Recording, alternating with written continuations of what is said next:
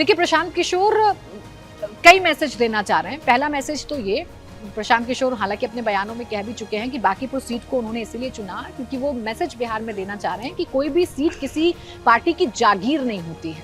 वो ये मैसेज देना चाह रहे हैं कि बीजेपी को उसके अभेद्य किले में भी मात दी जा सकती है। दूसरा ये, प्रशांत किशोर ये जानते हैं कि अगर चुनावी प्रतियोगिता में या चुनावी सियासी एंट्री उनकी हो जाती है या वो चुनाव जीत जाते हैं, विधानसभा तक पहुंच जाते हैं, तो उनकी पार्टी के लिए संजीवनी बूटी हो सकती है। वो उनकी राजनीति के लिए एक नया टर्निंग पॉइंट हो सकता है। इसलिए प्रशांत किशोर ने बांकीपुर सीट को चुना है।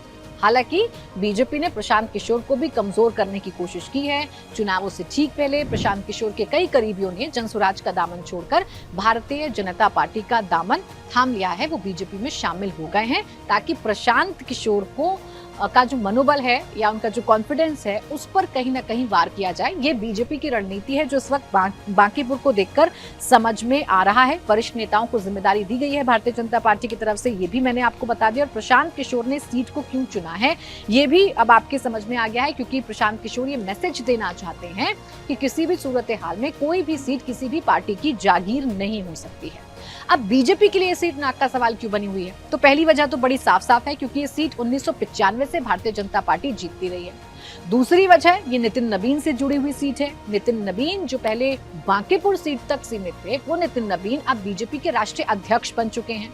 तो उनकी प्रतिष्ठा का भी सवाल है कि अपनी ही सीट पर अगर वो जीत नहीं दिला पाते हैं तो उनकी काबिलियत पर, उनके करियर पर या उनकी राजनीतिक समझ पर विपक्ष हमला बोल सकता है। इसलिए नितिन नबीन की प्रतिष्ठा का भी सवाल बनी हुई है। और दूसरा ये, चूंकि बिहार में पहली बार बीजेपी अपना मुख्यमंत्री बनाने में कामयाब है, चूंकि सम्राट चौधरी अब बीजेपी के चेहरे के तौर पर प्रदेश की कमान संभाल रहे हैं, मुख्यमंत्री बन चुके हैं, तो ये सम्राट चौधरी की भी परीक्षा है, क्योंकि सम्राट चौधरी के नेतृत्व में ये पहला टेस्ट होने जा रहा है, ये पहली परीक्षा होने जा रही है। और इस पहली परीक्षा में ही अगर बीजेपी फेल हो जाती है तो विपक्ष के पास एक बड़ा मौका होगा ये बताने के लिए कि नीतीश कुमार के बाद बीजेपी के सम्राट चौधरी वो मैजिक कायम नहीं कर पाए हैं या वो पकड़ प्रदेश में हासिल नहीं कर पाए हैं, जिसकी वजह से बीजेपी आगे सूबे को ठीक से चला सके।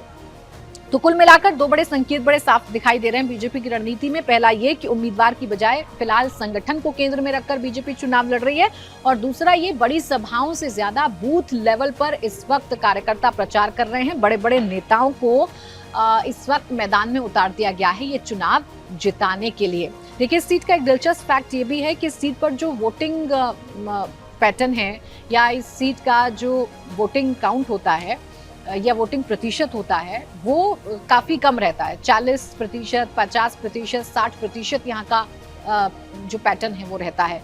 ऐसे में अगर प्रशांत किशोर कार्यकर्ता अपने वोटर्स को बाहर ले आते हैं, देखिए प्रशांत किशोर चूंकि ब्राह्मण फेस हैं, बीजेपी के सामने मुश्किल ये भी है कि अभी तक सवर्णों का वोट बीजेपी के साथ इंटैक्ट रहता है, लेकिन चूंकि प्रशांत किशोर खुद एक ब्राह्मण फेस हैं तो सवर्ण वोटर्स छिटक सकता है, भूमिहार छिटक सकता है, ब्राह्मण छिटक सकता है किससे?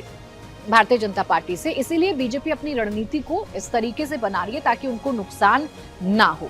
तो ये भी समझा जा सकता है कि बीजेपी घर घर जाकर प्रचार कर रही है, क्योंकि प्रशांत किशोर अगर अपने वोटर्स को बूथ तक खींच लाते हैं तो बीजेपी के लिए बड़ी मुश्किल हो जाएगी। एक और फैक्ट है बांकीपुर के बारे में, वो ये है कि 1995 से लेकर अभी तक के चुनाव 2025 के चुनाव में बीजेपी 50% से ऊपर ही सीट पर वोट पाई है।